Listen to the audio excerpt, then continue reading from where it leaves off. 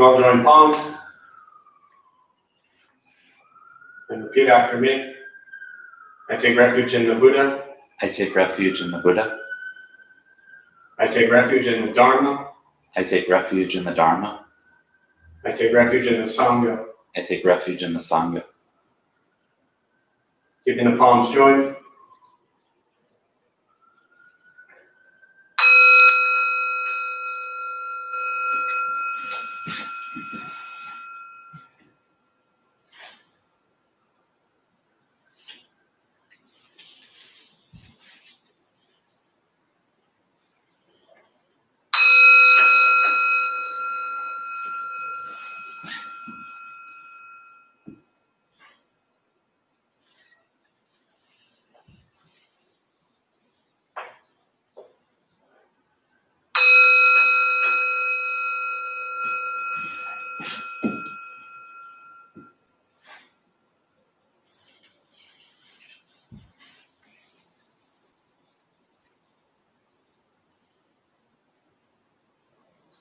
The palms down.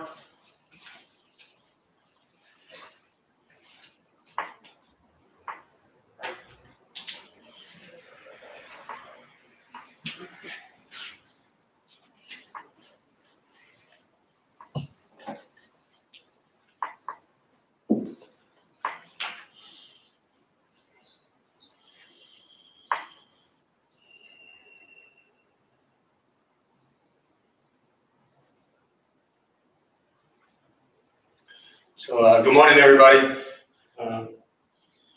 Welcome to Intro to Buddhism and Meditation, Saturday morning, 11 o'clock. As everybody's getting settled, why don't we just take a few moments and just to give you time to kind of share some thoughts. I think the question I'm going to ask this morning for you all to respond to in brief, maybe just a couple words, but what is your greatest difficulty right now? Your greatest challenge? If you're new to joining us on YouTube, welcome. On the screen there, you'll see a little chat box, and you can just type it in there, and then Travis will share it. But again, the question is, what are you really struggling with right now, or what's your greatest challenge, difficulty? Couple words will do. I think it's important to share these things for a couple of reasons. One, it's always important as we've gone to really building a virtual community from being, everybody being present here, to just have an opportunity to express and share what you're thinking and feeling with others that you know. I know many of you maybe are brand new, many of you have really built a lot of friendships and kind of close communication with each other for many years. So that's important. It's also important for you to share your challenges and struggles, but not in a kind of complaining type of way, just to be, really aware of like, what am I challenged with right now? What are my difficulties right now? What am I struggling with right now? And just to look at it. And sometimes when you throw it out there in a way, it allows you and others to reflect on it and look at it in a way that might be different from how you typically see it. So we'll take another minute or two and just allow anyone who wants to share, and then Travis will kind of read it out loud here. Unless you all have no difficulties and no challenges, and in that case, it's going to be a short class here this morning. So, congratulations.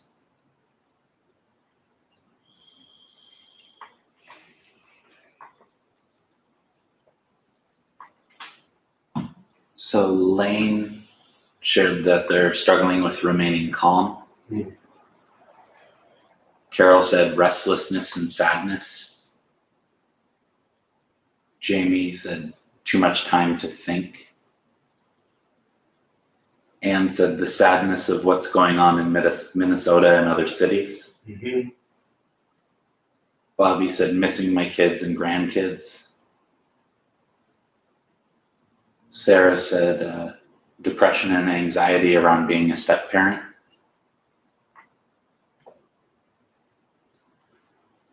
Al shared not being able to be physically close to people. Jonna shared my sadness over the loss of my loved one. Molly is struggling with a deep concern about the state of the country. Cynthia shared anger in the world, people. Marley shared sadness with what is happening. They're crying at toilet paper commercials. And that sums it up, folks, right there. It's a good thing I'm only going to let this go on for about 2 minutes, otherwise we could sit here for an hour. Yeah, these are real things that we're all faced with, and the sadness, the depression, the worries, the separation from family, from friends, what's happening in Minnesota, racism, endless, the pandemic, these things are no joke, and they're real, and they're happening. And the challenge is, what are you going to do now? And often there's this feeling of kind of helplessness that occurs when we're really isolated from people physically, and we feel like maybe we can't do much. And often you're right that you can't do much, but what you can do is find something or some way or somehow to take any sort of emotions you have and pour it into something that's actually productive and positive, and brings light to your life or to the life of others. And that's not always easy to do, but the alternative is to sit with all of what you just shared 24 hours a day, and that's not fun. So whatever it is, if you live alone and you're in a tiny little 400 square foot space, if you live in a huge house and you have 10 people around you, whatever it is, find something within your immediate area to take care of, someone to communicate with, something. I always talk about cleaning, but something to clean. It's really just a simple practice of pouring all of your emotions and your heart and your care into anything. They talk about in the kind of Zen temples, the monasteries, cleaning the toilets is one of the greatest things to do. Being a cook is one of the greatest things to do. So it's the simple things that we just put all of our focus in. And is cooking food or cleaning toilets going to fix racism or what's happened in Minnesota, or your loneliness from your family, or the depression? No, it's not going to fix all of those things, but for a period of time, you've put your attention into something else. And one of my favorite books is, I kind of call it, for me, the Buddhist Bible, is Zen Mind, Beginner Mind. And there's an expression in there, to burn yourself completely. And it is not a literal example or metaphor, but to burn yourself completely in whatever task you're doing. And at that time, nothing else around you is on your mind. Again, this doesn't fix the other things, but at some point in time, it helps to have a separation from the craziness in our own head and what we're actually doing. So, for example, and I'll just make it very real, regardless of what's going on, and then we'll sit with a meditation after I say this, regardless of what's going on, say in my life or the world around me in my personal life with family or friends or loved ones or anything like that, as soon as I sit down here, the only thing in my life that exists in this moment is, well, Travis, and this little, he's very touched, I wish you could have seen his smile, and this kind of little camera thing I'm looking at, which really then ripples out to the millions of people watching us right now. That's all that exists. And so for me to burn myself completely in this moment is to give everything I have over the 45 to 60 minutes that we're here to just this moment, because that's what's happening in this moment. Whatever cares or worries or concerns I might have outside of this moment, those were there before, those will be after. But I know for this period of time, as soon as I walk in, I sit down, I do my offerings, I do my kind of quiet prayers, I connect with you all. That's the only thing that exists. So again, to wrap up this thought, my suggestion is find things in your day that you can pour your time and heart and energy into where that is the only thing that exists. And it might give you the gap and the space that you need to actually take some breaths and be present. So with that, we'll start with the meditation practice. And I'll just say this before we sit with the meditation. Use this time not to sit and think. This is a time to burn yourself completely with your meditation, meaning work really hard at staying present. When your mind wanders to all the things you just mentioned, work really hard to come back to the breath. Work really hard to come back to the present moment. Work really hard to come back to just sitting and breathing. Try not to use this time just to sit and let the mind wander. So burn yourself completely into this meditation practice, fully seated, rooted in the ground, on your seat, on your cushion, on your chair, whatever you're in, and just be there for this period of time. So for those who might be new, a couple things to tell you before we begin. Nothing's going to happen to you, right? You won't float away. You won't have any mystical, magical experiences. You're not going to figure anything out whatsoever. The mind will not stop racing. When it does race, recognize it's racing and try to bring it back to present moment using sensation of breath.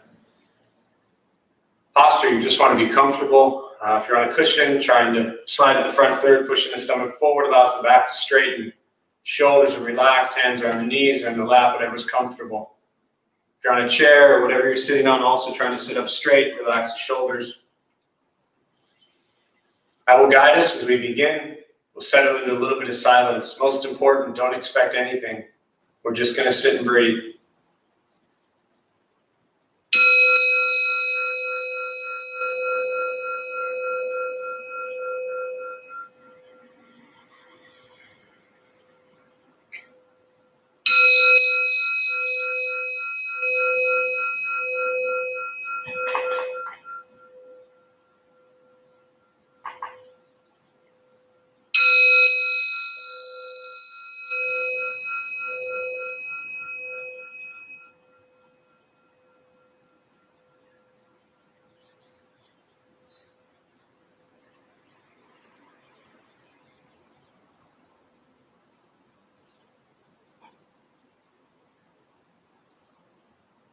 And starting with the eyes closed if comfortable, or slightly open.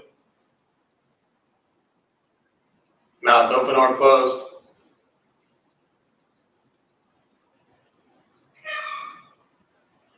And start with taking 3 deep breaths, slowly.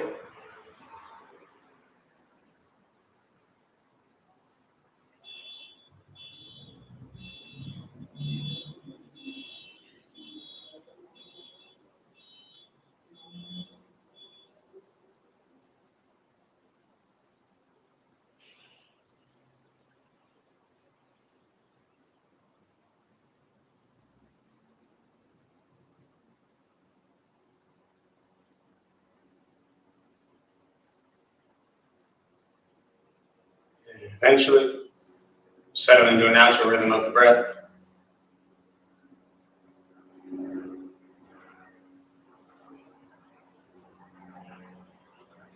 Noticing the mind as it wanders, jumping from thought to thought.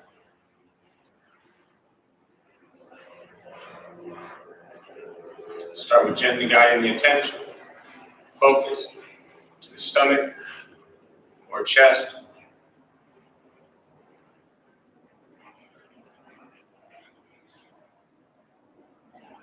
Breathing in, feel them rise. Breathing out, they fall.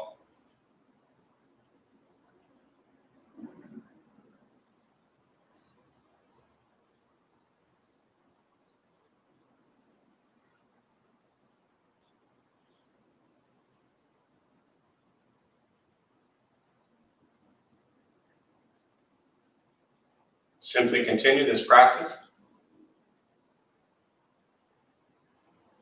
observing sensation of breath.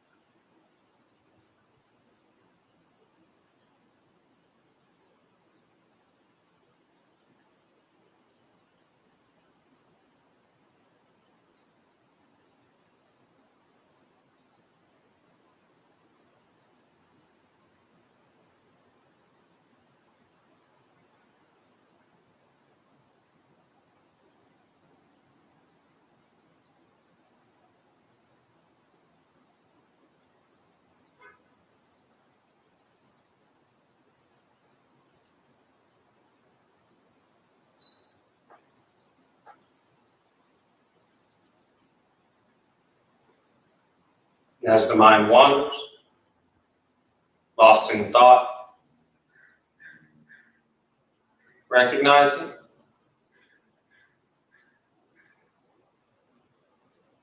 Release that thought. Return attention, focus to the breath.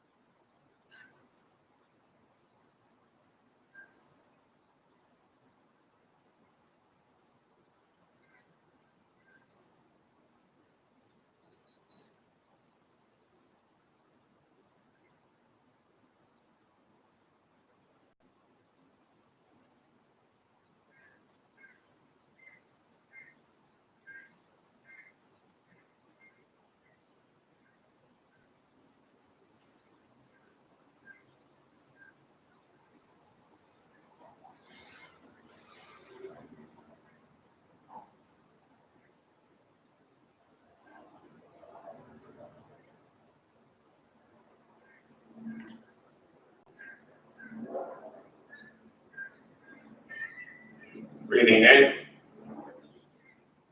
follow breath in. Breathing out, follow breath out.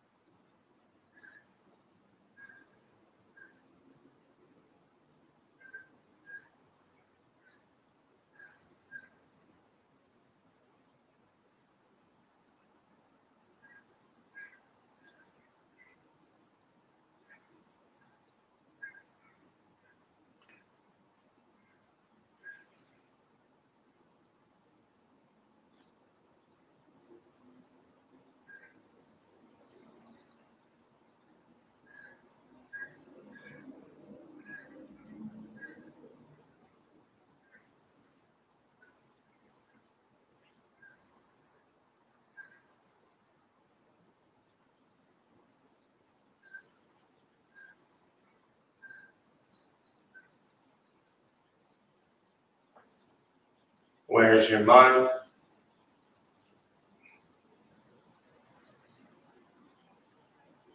Return to breath.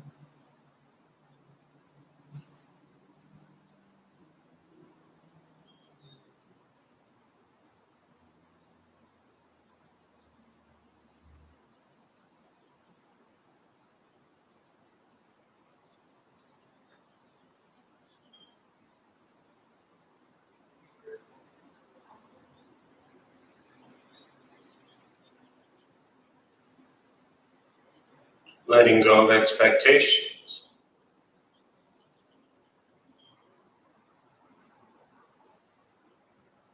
letting go of judgments,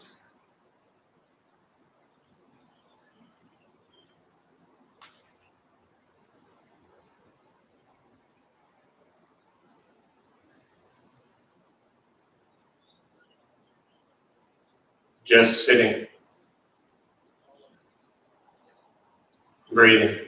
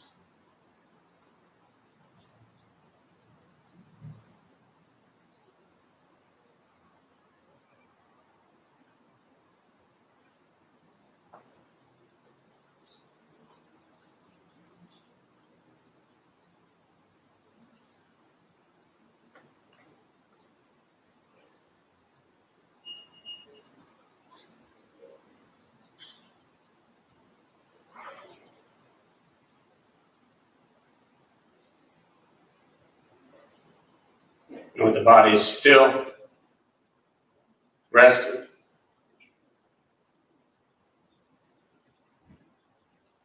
and the speech quiet, aware of all sounds,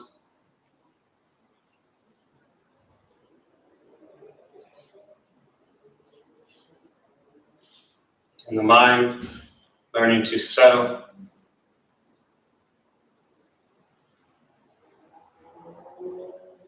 know what it's like to just sit and breathe.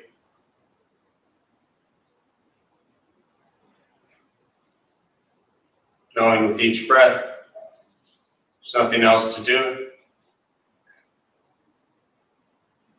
nowhere else to go, no one else to be.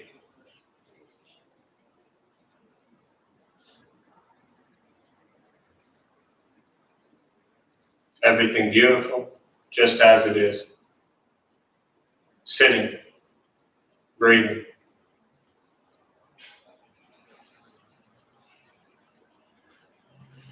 And once again, taking 3 deep breaths, slowly.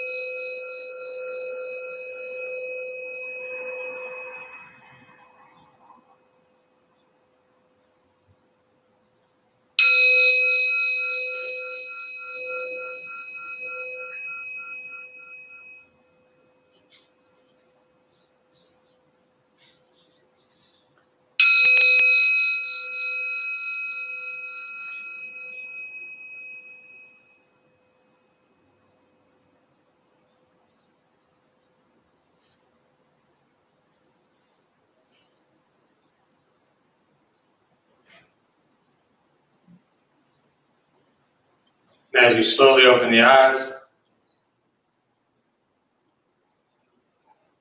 slowly begin to move.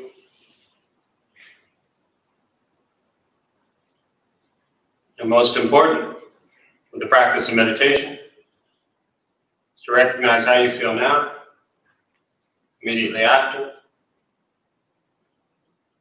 Compare this to how you typically feel throughout your day.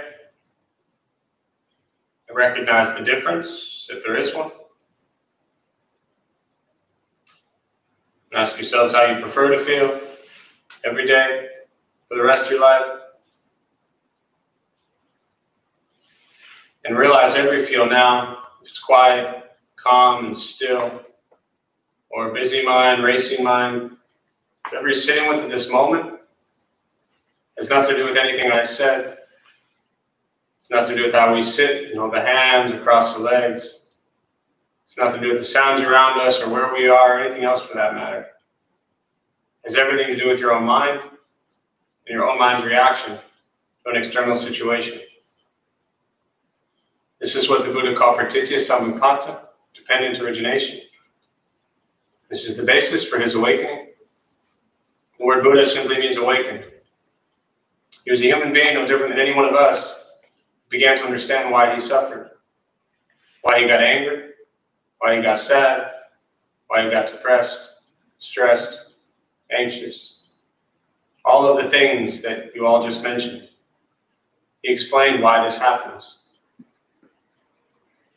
It happens because our minds wander,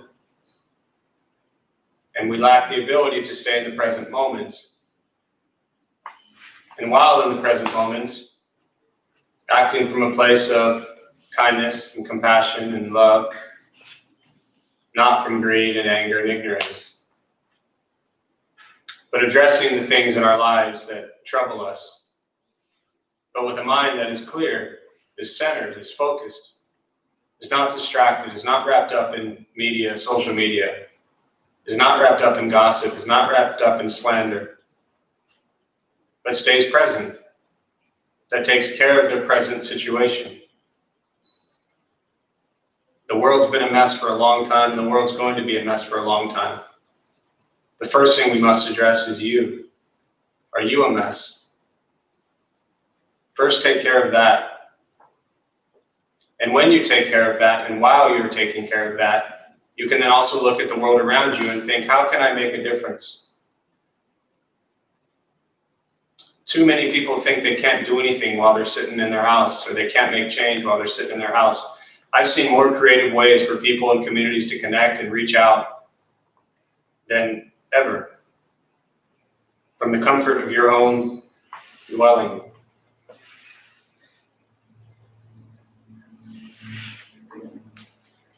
Take care of your present situation. Clean your mind, purify your mind. Clean your residence, purify your residence. And from that place, think, how can I make a change in this world?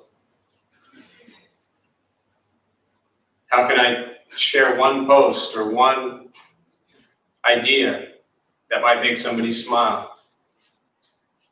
How can I do one thing that might bring joy to somebody's life? How can I do one thing that might share wisdom, not ignorance? The difficulty is we see the anger and ignorance and the violence in the world. And often that turns us into angry, violent, ignorant people. And then we respond with the same level of anger and ignorance and violence that we see.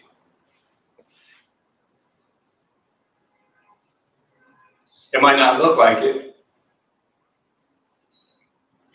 When we see horrific things happening in the world, and then I say that your mind potentially is in the same place as what you're seeing, that might seem shocking a bit. But when we see things that are filled with anger and rage, and they in turn make us feel the sensation of anger and rage, how is it any different? We might act on it differently. We might not express the anger and rage, but it might be occurring within you. There's a great teaching from the Buddha, the Dhammapada, and the first line is, mind is the forerunner of all evil. I'm not suggesting that we look at what's happening in the world and think it's okay. It's not. But when you see it, what does it do to your mind? And if it immediately pisses you off and makes you filled with hatred and anger and rage, how are you any different than the things we are observing? Now, I get it, your actions are different. I understand that. It goes without saying. But if the mind is where it begins, then we must gain control of the mind. We must come from a place of compassion.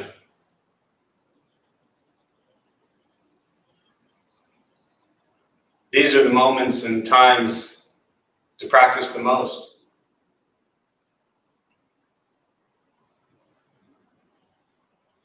Somebody asked me, let me see if I can, just trying to come up with it in my head and I can't, but I want to share a question that somebody asked me recently.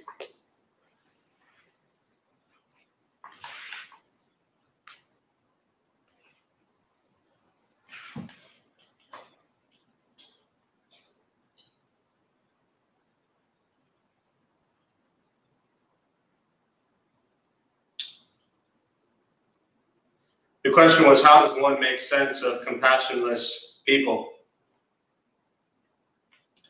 And my response was, there's no need to make sense. I'm just going to read it because I feel that maybe it's a better response than anything I would say right now anyways.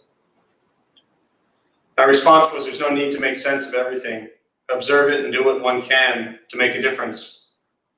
People's ignorance leads to their actions. People's wisdom leads to their actions.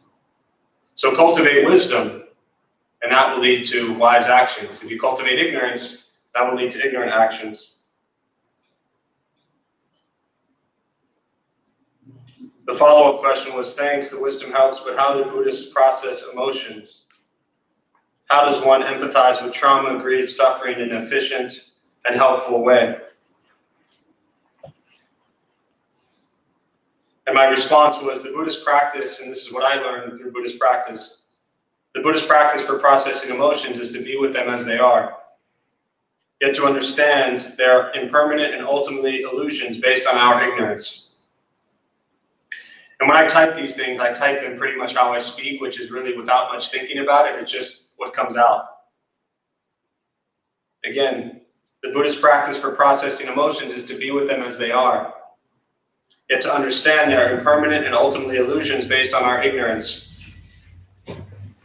Meaning, we think we see with the eyes of wisdom, but we don't ultimately understand why things occur the way they do. So we see the pain of the world, and usually it leads us to hatred and anger. Yet the practice is to transform all emotions to lead to cultivating compassion and act from love, not hate. Oh wow, that is actually kind of what I just said. This is the challenge, to see what's going on and to find deep within us this understanding that all these emotions that we feel are impermanent and they will change. But we stick in them and we stay rooted in them and we think they will last forever. And then we become that, one of my favorite Zen expressions is, to the worm and horseradish, the world is horseradish. So we become stuck in this place and we don't have the ability to see outside the present situation, and we don't have the ability to understand what's going on because we let our emotions destroy us. So I think with that, I'll stop and just open up to questions. It's, for me, always, I always prefer to just respond to questions you might have on meditation, Buddhist practice, anything you're sitting with. I know the topics and the things that we've shared right now already are pretty heavy, and it's a lot to sit with. I understand, and that's what's happening. So be with these emotions as they are, but try not to allow them to define who you are, because they're not. They're temporary. And when I say they're illusions based on ignorance, what I mean is we see something, whatever it may be. Could be looking in the mirror. And we have a story and an idea we create around that. And we think that story and idea is correct. But it's only our view of a situation. So questions, meditation, Buddhist practice, anything you're sitting with. And we'll use the rest of the time for that.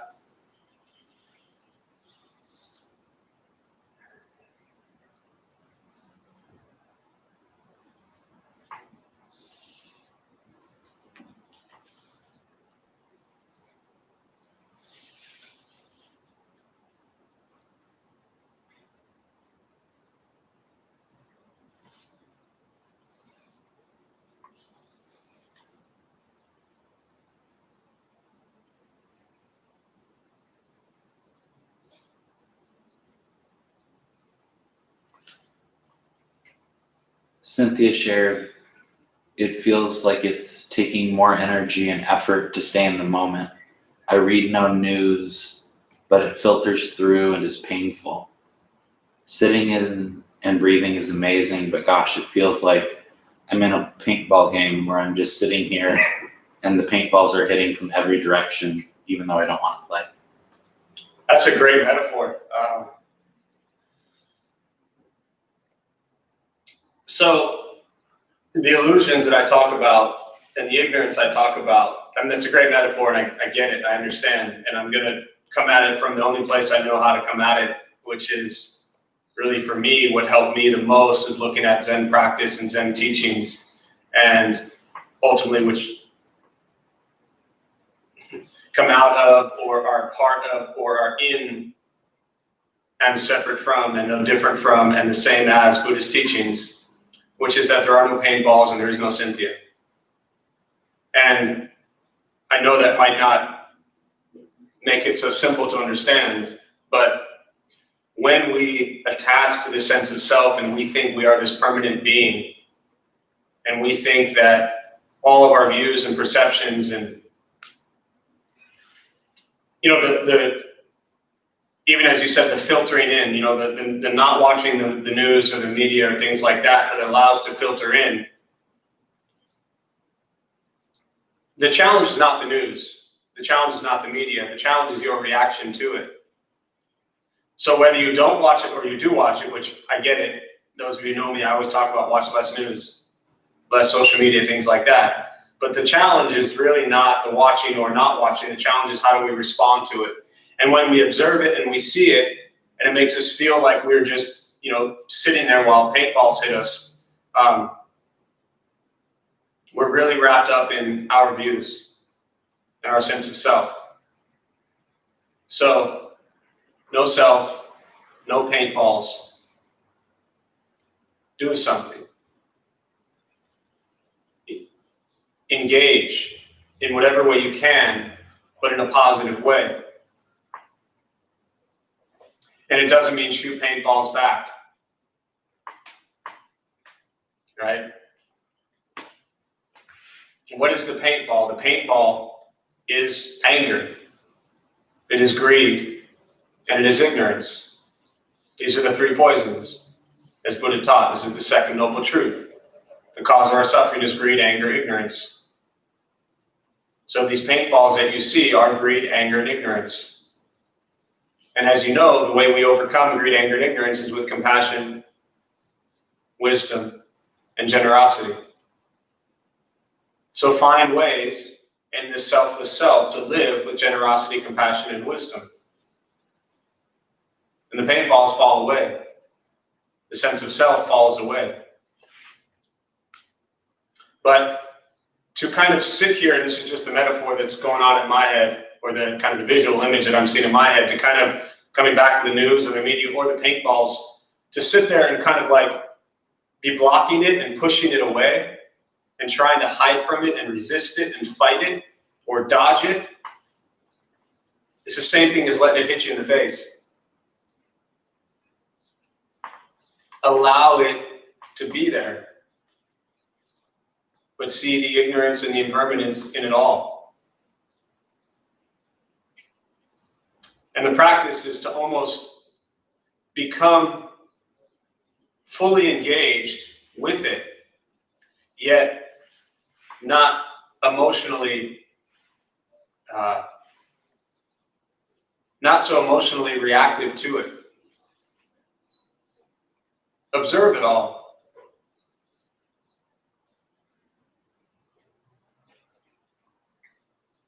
And just see it. The more we fight against the paintballs, the more we're going to get hit with them. So hopefully that's helpful. Or just pick up and read Zen Mind, Beginner Mind. And if you or anyone has read it, read it again. For me, I found that to be the most beneficial book I've really ever read with Buddhist teachings. So, no self, no paintballs. Other questions? Molly asked, how is the word unskillful defined and used in Buddhism? Well, it's a question of how is the word unskillful used and defined in Buddhism. You have one of my favorite Buddhist words is upaya.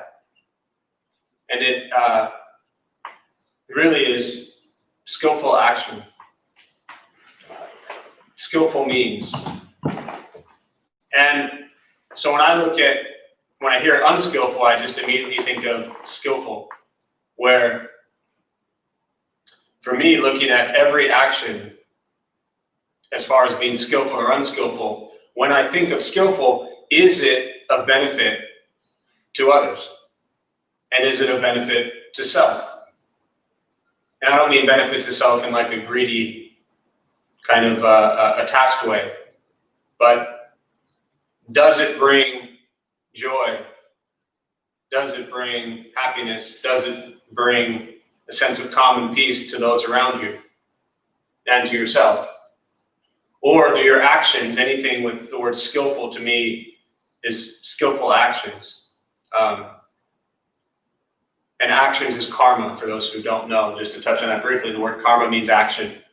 Karma is not what goes around, comes around. It's not getting what you deserve. Karma is what you give. Karma is not what you get, it's what you give. So the Buddha taught we give with body, speech, and mind. So what we think, what we say, and what we do. That's why at the end of every meditation, I always say, with the body still, the speech quiet, and mind beginning to settle. Because those are the three areas of karma as the Buddha taught. It's not just some random expression. Body, speech, mind. Still the body, still the speech, still the mind. This is your karma. So when we think about skillful or unskillful actions, what is it that we're bringing into the world?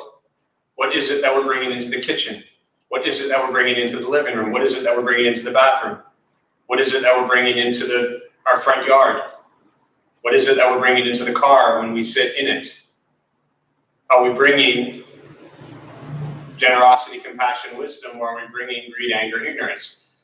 I really do, in my head, and that's just the depth of how I've understood Buddhism, is to simplify it. I do believe that the Buddhist teachings of the Four Noble Truths is everything you ever needed to know in Buddhism. So are your actions, is your karma skillful, meaning is it driven by generosity, compassion, and wisdom? Or is it driven by greed, anger, ignorance? And you know this typically. You know when you make a phone call or when you type a message or post something on social media or you send somebody a text. If you actually stop and look and ask yourself, is this skillful or is this unskillful? Meaning, what is the intention behind it? Stop and ask yourself that. And what are the emotions, what are the actions that you're pouring into that action? And very often when we do things that harm others or harm ourselves, they're probably not skillful. Not always, right? We can do things that are very skillful and others may still get harmed. I understand that. But for me, skillful, upaya, skillful means is really about the intention and the way you go about things.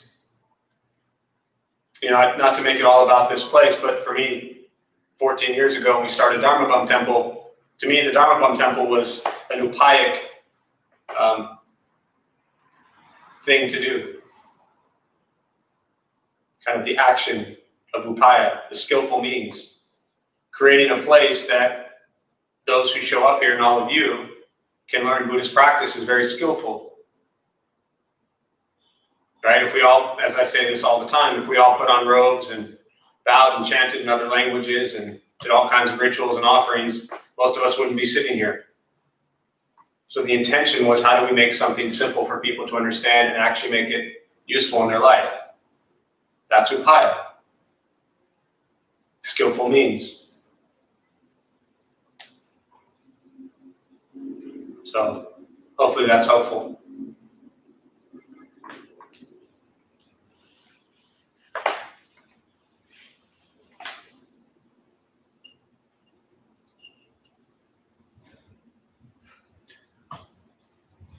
Penny shared, I'm struggling with people calling for violence. I understand it's not my place to tell others how to think and feel, but how can I not say something when someone is calling for violence? Yeah, This idea of struggling with people calling for violence, and I think you just said you understand it's not your place to say something. Why not? Why is it not your place? It doesn't mean they'll listen, but don't stay silent. Nothing in Buddhism that I've ever learned has ever said stay silent. Now, this is, especially if you're new to Buddhist practice, may seem very odd, because this kind of illusion, this image, or I should not, illusion, image, this facade, I always call it this Buddhist facade, that we think that, we see a couple movies or read a couple books on Buddhism or watch a couple YouTube things, and we think it's like these nuns or monks just sitting there quietly doing nothing, ignoring everything. Ignoring is ignorance. To ignore the reality of a situation. The reality of a situation is, if people are calling for violence, you should do what you can to express that violence is probably not beneficial or helpful. But to do that in a way that is not filled with the same anger that the people who are calling for violence are coming from. I talk about this a lot, or I reference it a lot, but Thich Nhat Hanh's phrase of engaged Buddhism. To me, Buddhist practice is not hiding and isolating and staying silent. It's not being a doormat. But in all of your words and all of your actions, do them from a place of love and compassion. You can be an activist and a Buddhist at the same time. But as you're an activist, are you hating the people that you are rallying against?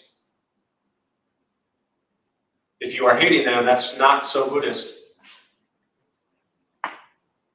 It doesn't mean you have to like what they do or what they stand for. But they're human. And they're coming from their views and how they were raised and what they were taught. And the neighborhoods and cultures and societies they grew up in. So to choose to just hate people for their actions, in many ways, is the same thing that you think they're doing. You don't need to stay silent. In fact, I suggest you don't stay silent. I suggest you speak up, but from love and compassion, not from hatred and anger. This is a time where we need people to speak up, but do it from the right place. And last thing on that is, again, if difficult to do via this format with the chat, but hopefully you're not getting from Buddhist teachings that means you're supposed to stay silent. The Buddha roamed around for 45 years teaching. He taught for 45 years. He spoke for 45 years on how to practice generosity, morality, and patience, and diligence, and concentration, and wisdom. He didn't walk around for 45 years and look at people and just sit there and go silent,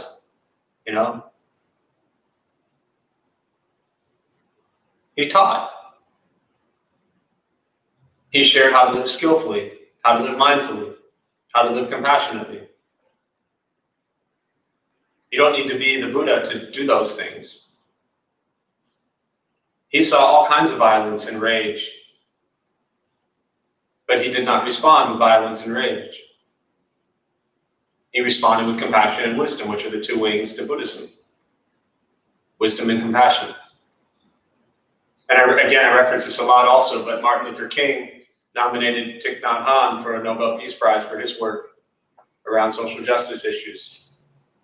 And he's one of the greatest Zen masters in the modern day. So, engage, but kindly.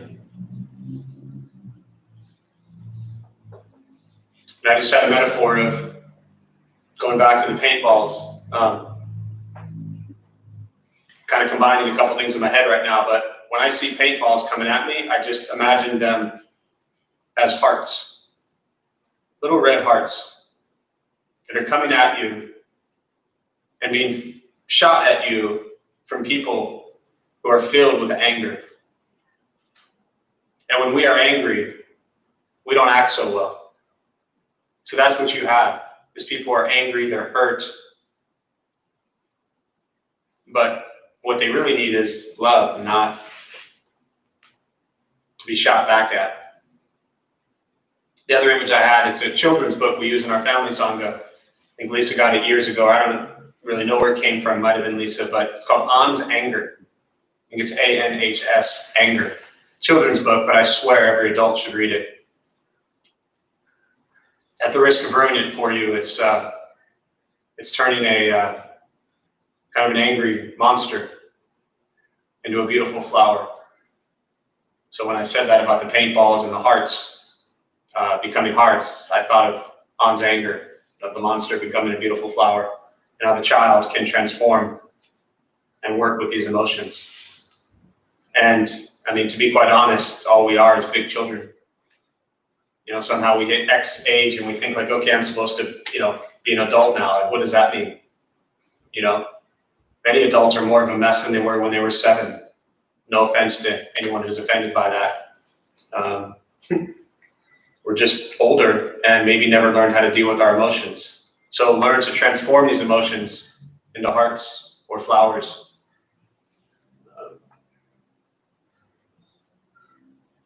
And that is, at least if you're not able to recognize the impermanence of emotions and the illusions of emotions. If you can't do that, then at least transform them into something beautiful. So, I think I'll close on that. So we'll join palms. May the benefit of this practice be shared with all beings in all directions. May all beings be at peace. May all be free from suffering. May any merit gained from this practice be transferred to those who need it most.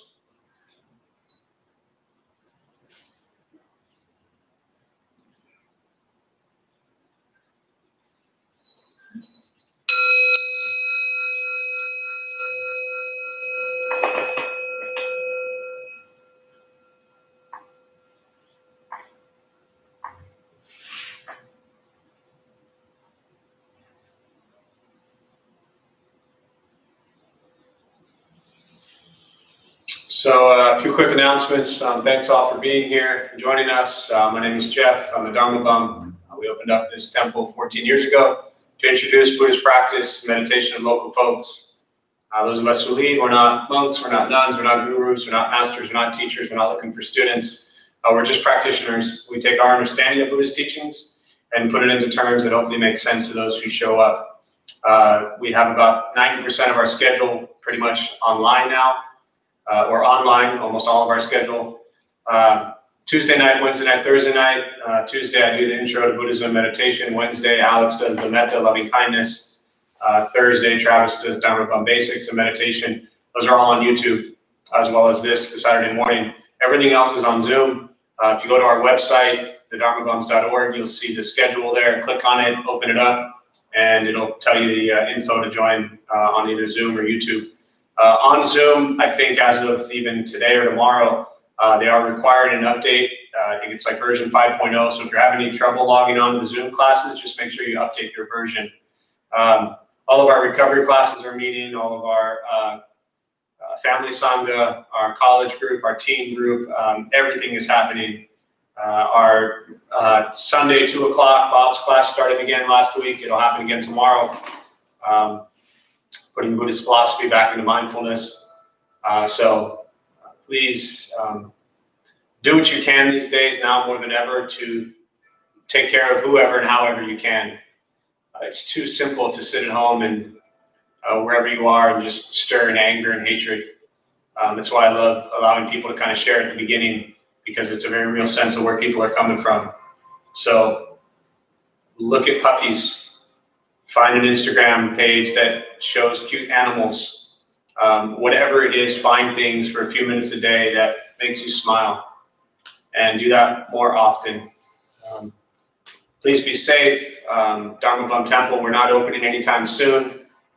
Regardless of what other places may be opening, we built this to be a safe community 14 years ago, and we don't feel it's safe to open yet, so we will not be opening. When will we be opening? I don't know, but for now, we want to make sure that we keep everybody who would ever come here safe, and we feel keeping our doors closed is the safest way to do that. So stay home, do everything that everybody's telling you to do.